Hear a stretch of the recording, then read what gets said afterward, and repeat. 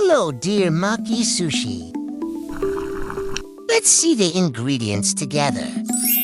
First, 1 cup Japanese short grain sushi rice, 1¼ cups of water for cooking rice, 2 tablespoons rice vinegar, 1 tablespoon sugar, and ½ a teaspoon salt, 150 grams raw or cooked fresh sushi-grade salmon, 2 or 3 sheets of nori, which is the same seaweed sheets. You can use cucumber strips, avocado slices, cream cheese, or anything else you like.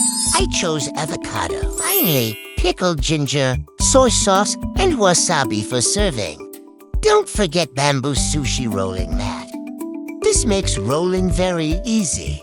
First, prepare the sushi rice. Rinse rice under cold water until water runs mostly.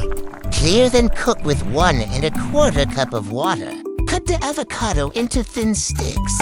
Once the rice is cooked, while it is still warm, slowly mix in the rice vinegar, sugar, and salt. Let the rice cool to room temperature. Let's move on to our colorful salmon and slice into long, thin strips. Always use sushi-grade salmon if eating raw. But you can also cook it for 5 minutes. Place bamboo mat on table.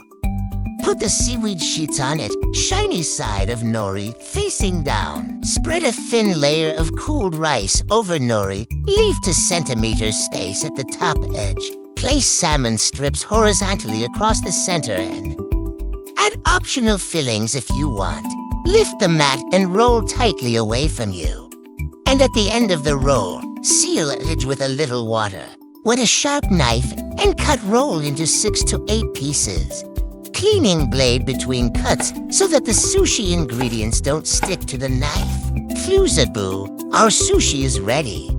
Design your dish and serve it with soy sauce, wasabi, and pickled ginger. Eat fresh.